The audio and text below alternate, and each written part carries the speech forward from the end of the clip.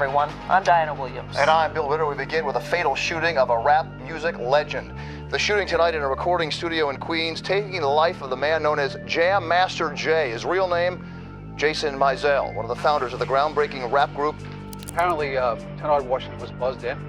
At that point, he pulled out a gun and put everybody on the floor. Carl Jordan came in and then walked right over to Jay and fired a round immediately. There are 3 unsolved murders that leave an ugly scar on hip-hop. It's the murder of Tupac, the murder of Biggie, and the murder of Jam Master Jay. All 3 murders remain unsolved for over 2 decades, and most people believe justice would never be served for these murders. But thankfully, in the case of Jam Master Jay, the murder has finally been solved. Now, there have been countless documentaries on the murders of Pac and Biggie, but not enough is said about the death of Jam Master Jay. And what makes his death even more fascinating is that although you could say Tupac and Big were killed by people they had beef with, Jay was allegedly murdered by friends whom he even regarded as family. And despite the fact that there were several eyewitnesses, this case went cold for over 2 decades. Now, for those of you who might not know who Jay is, you were looking at one of the pioneers of hip-hop. I mean, the word legend isn't good enough when describing this man. And although these days many people believe Eminem was the one who discovered 50 Cent, Jam Master Jay was the first person to give 50 a record deal. He taught 50 how to write hooks and structure a song, but Eminem gave him a bigger platform and obviously helped him become more successful. But before Jam Master Jay started signing anybody, he was a member of the rap group Run DMC. And when it comes to hip-hop's history of firsts, Run DMC are probably the first hip-hop acts to do anything you could ever think of. That's how successful they were. Run DMC are like the Beatles of hip-hop. They were the first hip-hop group to have a record go gold, the first hip-hop group to go platinum, the first hip-hop acts to have their music videos on MTV, the first hip-hop act to appear on American Bandstand, the first hip-hop act to be on the cover of Rolling Stone, the first hip-hop act to perform at Live Aid concert, and I'm sure there are still a number of other Run DMC's hip-hop firsts that I've not even mentioned. Run DMC and Jam Master Jay ushered in what is known as the golden image of hip-hop. However, there is no Run DMC without Jam Master Jay. Jay was the heartbeat of the group. Ironically, Jay was the last member to join the group. In fact, he wasn't even Run DMC's first choice to be the group's DJ. But the man was a master of his craft. All he needed was 2 turntables and a microphone to set the whole show on fire. Jam Master Jay had the best show intro hip-hop has ever seen. Okay, here we go to get started. Please welcome Jam Master Jay.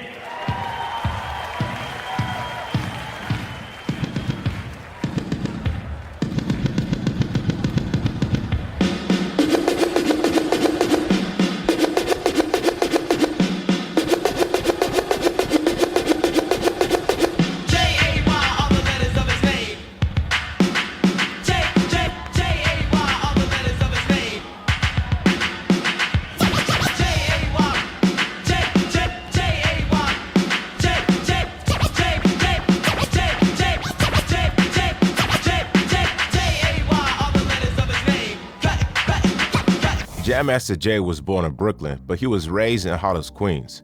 And right from a young age, Jay had always loved music. He was raised by his mother, who was a teacher, as his father was never in the picture. He grew up on 203rd Street and he began playing the trumpet at the age of 3. Jay also played other instruments like the guitar and drums, all from a young age. At the age of 13, Jay began learning how to DJ, and his mother encouraged his passion. He became obsessed with the turntables, and because of how much he used them, he always had to get a new one. But his mother never hesitated.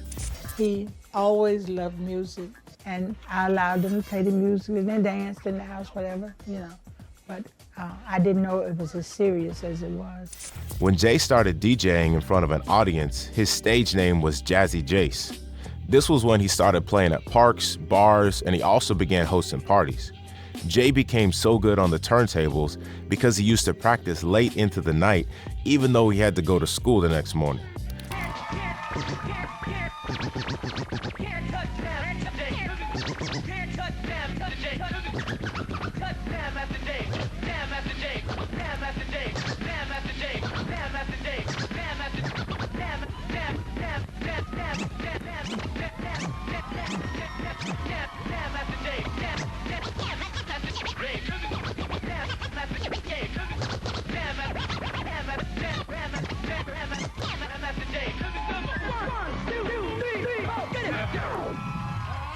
After finishing high school, Jam Master Jay met Russell Simmons, who told him he was putting a group together. Jay had always wanted to be a part of a band, so he agreed to join the group, and this was how Run DMC was created in 1983. He was given the name Jam Master Jay by DMC, and this group defined an era. This was the period before gangsta rap took over.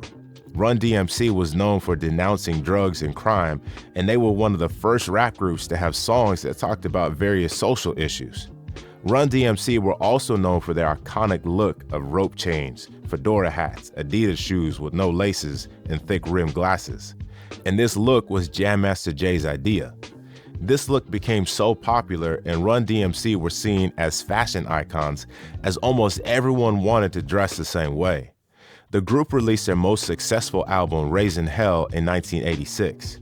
It had major hits like the song It's Tricky. Yo, Jay, hit it, let's go. This beat is my recital. I think it's very vital to rock around. That's right. On time. It's tricky. It's uptight. Here we go. It's tricky to rock around. That's right. On time. The album Raising Hell also had the first rap-rock collaboration titled Walk This Way. The song was a cover of Aerosmith's song of the same title and ended up being one of their most popular singles. Run DMC's cover of this song revitalized Aerosmith's career in the 1980s and also introduced Run DMC and hip-hop to a mainstream audience. Now there's a backseat lover that's always undercover, and I talk to my daddy, say. The group was at the peak of its powers. The lead single for this album was the song My Adidas, which was used to express their love for the German sneakers. In 1986, the group had a concert at Madison Square Garden, and Adidas executive Angelo Anastasio was present at the show. During the performance, Run asked the crowd to hold up their Adidas sneakers, and this showed the kind of power Run DMC already had.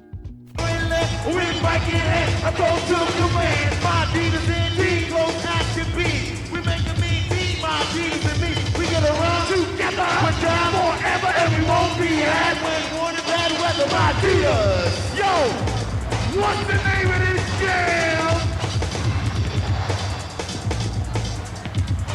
Yo, what's up? After seeing thousands of people hold up their Adidas sneakers because of Run DMC, the Adidas exec recognized the influence the group had. Angelo Anastasio gave Run DMC a $1.6 million endorsement deal, and this was the beginning of what many people now know as hip-hop fashion. And to add to the list of Run DMC's firsts, this was the first hip-hop endorsement deal ever.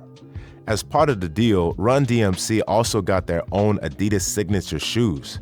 With the Raising Hell album, Run DMC became the first hip-hop act to go multi-platinum. But from here on, Run DMC was just not as successful anymore. None of their other albums reached the heights that Raising Hell did. In the 1990s, it seemed hip-hop had moved on from Run DMC.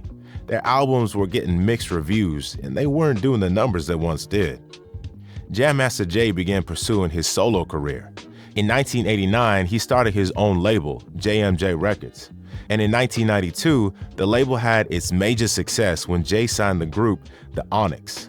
Then in 1996, he signed a young dude from the streets filled with raw talent called Curtis James Jackson. However, Jam Master Jay never got to see 50 Cent reach the peak of his career in 2003. In fact, Jam Master Jay never made it to 2003 at all. It was a rainy evening on the 30th of October 2002, and Jam Master Jay was at his studio called Hall of Fame Studios. The building is fitted with several security cameras, perhaps because Jay had an open door policy, which meant almost anyone could walk to the door of the studio and be buzzed in. On this day, Jay was at the studio's lounge playing video games with his friend Tony Rincon. Sitting at a table a few feet away from them is Lydia Hyde, who was the studio's receptionist. And in the studio's control room was Jay's childhood friend Randy Allen, who was smoking a joint and listening to an unsigned artist demo, and two other people. Just before 7:30 p.m., Lydia Hyde buzzed in a familiar face at the door. Now, there were two men who entered the studio at this time: Ronald Washington, aka Tenard, and Carl Jordan Jr., aka Lil D. The two men pulled out their guns while walking up the stairs, then passed the hallway and into the area where Jam Master Jay was. Tenard walked into the studio and asked everyone to lay on the floor. Lil D then walked in and shot Jam Master Jay in the head with a .40 caliber gun while Tony Rincon was shot in the leg. Apparently, Tenard Washington was buzzed in. At that point, he pulled out a gun and he put everybody on the floor. Carl Jordan came in and then walked right over to Jay and fired a round immediately. Back in 2002, that's what an NYPD detective claimed happened. But according to the witnesses, this isn't exactly how the shooting happened. After Tenard and Lil D were buzzed in, Lil D was the first to reach the lounge and he walked directly to Jay. Tony Rincon stated, he kind of walked directly to Jay and gave like half a handshake with an arm, and at the same time, that's when I heard a couple of shots. And then I see Jay just fall. The last thing you heard Jam Master Jay say was, "Oh shit," after which he was shot, and Rincon was also shot in the leg. After Jay was shot, Lydia tried to run out of the studio, but she was stopped by Tenard, who pointed a gun at her and forced her to lay face down on the ground. Jam Master Jay was shot in the head, execution style, and died right on the spot. With the investigation, Jay was shot once in the head. Right, execution style, yes. Now, there were 5 witnesses who were in the studio when Jam Master Jay was killed, but none of them gave information to the cops. This isn't because of the snitching street code. The witnesses were intimidated and threatened to not speak to the cops. In fact, the eyewitnesses report you just heard was only revealed in 2024, when the trial finally began 22 years after Jay was killed.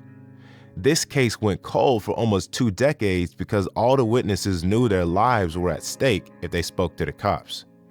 The killers must have surely thought they had gotten away with the murder. The 2 suspects, Tenard and Lil D, weren't charged with the murder until August 2020, 18 years after the shooting happened. Lil D was 18 years old when Jay was killed. And from the time murder happened till when they were charged, Lil D had gone from this to this. That's how long it took before the murder was prosecuted. One thing all the witnesses and police seem to agree on is that Lil D was allegedly the man who pulled the trigger and killed Jam Master Jay. During the trial in January 2024, the receptionist Lydia Hyde pointed at Lil D as the killer, while Tony Rincon also pointed at Lil D as the killer. First of all, he sobbed the entire time. He actually got emotional. He sobbed. Wow.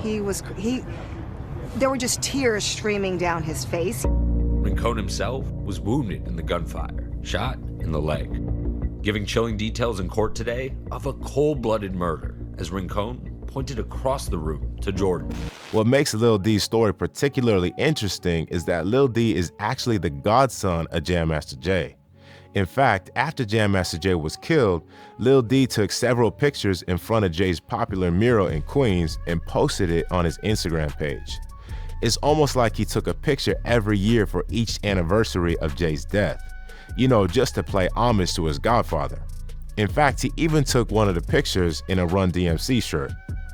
Lil D was an aspiring rapper, and he also shot some of his music videos in front of Jam Master Jay's mural. Now, if you remember, his real name is Carl Jordan Jr., that's because his father is Darren Jordan, who is also known as, wait for it, Big D. The father is known as Big D, while the son is known as Lil D. So you can see much thought went into those nicknames. Lil D was Jam Master Jay's godson because Big D was Jay's childhood friend. Big D and Jay grew up together and they were very close friends. In fact, Big D actually lived across the street from Jam Master Jay. Their homes were opposite each other. So that's how close they were. Big D even used to work for Run DMC for many years. Through his relationship with Jam Master Jay, Big D was made Run DMC's road manager for several years. So they used to go on tour together. And because of how close they were, Big D was one of the pallbearers who carried Jay's coffin at the funeral. This is why Lil D was Jay's godson, as they were practically family. So, if the allegations are proven true, Jam Master Jay was shot and killed by his childhood son's friend, by a man he considered his godson. The other suspect for the murder is also as close to Jam Master Jay. Ronald Tenard Washington wasn't Jay's grandson, but he is that dude who everyone in the hood knew who he was and what he was all about. Tenard grew up as what you call a stick-up kid, and after he became an adult, he was now a career criminal. In fact, during this ongoing trial, Tenard is actually serving a 17-year prison sentence for robbery. Word on the street is that Tenard was also involved in the murder of Tupac's friend, Stretch. So this tells you just how dangerous Tenard is. But despite who he is, Jam Master Jay and Tenard were close friends. Tenard used to crash on Jay's sister's couch, in the same house where Jay's sister and children lived. So Tenard was also seen as family or considered a family friend. This isn't the only shocking detail of the murder. Apart from the fact that Jam Master Jay was allegedly killed by people in his close circle, Jay's studio was filled with cameras. The killers went past 4 cameras before getting to where Jay was. There was a camera downstairs at the entrance where they were buzzed in, there was a camera watching the stairs, and there was another camera in the hallway that led to the studio lounge. But when the investigators checked the tapes for evidence or footage of the murder, there was no recording of what happened in the studio on the night of the murder. Diana, there are 4 security cameras between the door and the lounge where Jam Master Jay was murdered last night, but there was not videotape in all of them, and so there are still open questions. Was there Someone had obviously tampered with the tape, and according to Jam Master Jay's senior brother, this proves that the murder was indeed an inside job. I think it was an inside job myself. I think whoever did it was already there. Now, if the murder is an inside job and someone helped the killers manipulate the tapes, this means that Lil D and Tenard probably had an accomplice. About 2 years after Tenard and Lil D were charged for the murder, a third suspect named Jay Bryant was added to the case. Just around the time that Jam Master Jay was killed, Jay Bryant was seen on a security camera entering and exiting the studio. And contrary to what the witnesses said, investigators stated that Bryant was the one who actually let the killers in. Jay Bryant opened the fire escape door and let Tenard and Lil D in. Also, a hat that was found next to Jam Master Jay's body contained only Bryant's DNA. So why did all these men supposedly kill Jam Master Jay? After Jay was murdered, there were different theories flying around as to why he was killed. There were some who believed Jay was murdered because of his connections to 50 Cent. Remember, Jay was killed in 2002, and this was back when 50 Cent was involved in a lot of beefs, particularly his beef with the drug lord Supreme. Some people speculated that Jay was killed because he was 50's mentor. Others believed he was killed because of some rap beef. And then there were those who went even as far as speculating that Jay's wife might have played a part in his death. However, according to the cops, none of these theories is true. Instead, the feds believe Jay was murdered because he was involved in a drug deal gone bad. By the late 90s and early 2000s, Run DMC had passed their prime and the group wasn't making as much money anymore. This is one of the reasons why Jay started his own label. However, it seems the record company wasn't bringing as much money as he needed. According to the feds, Jam Master Jay was owing Uncle Sam a lot of money. He owed the state $172,400 in personal taxes, $176,000 in interest and penalties, and $53,339 in back taxes for the studio. And apart from this, Jay was also supporting a lot of people. He was the kind of man who wanted to help everyone, and because of his big heart, Jay was supporting a lot of people. His family, friends, and a lot of people who looked up to him in the hood. He could have left Hollis, Queens after he blew up, but he never wanted to leave his roots, and he was always about giving back to his community. This is why he had an open door policy for his studio. It's why he made his best friend's sister his studio receptionist. It's why many of the people who worked for JMJ Records were from his hood. It's why Tenard was sleeping on his sister's couch. And it's why the father of the man who allegedly shot him was his road manager for many years. This is just who Jay was.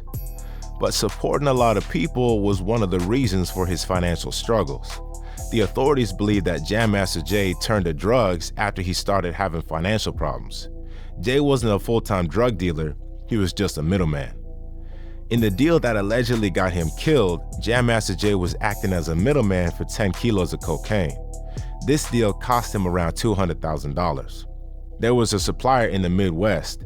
Jay would buy on consignment and then move it to Baltimore.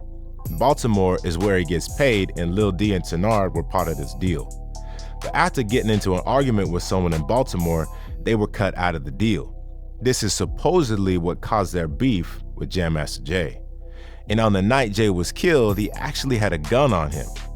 Jam Master Jay had a gun on his chair right next to him, which tells you he knew his life was in danger. Jam Master Jay's murder trial began on the 29th of January, 2024. The trial went on for over a month, and according to several sources, Tenard and Lil D always had a healthy number of supporters in the court throughout their trial. One person who was eagerly waiting the verdict of this trial was Jam Master Jay's mentee, 50 Cent.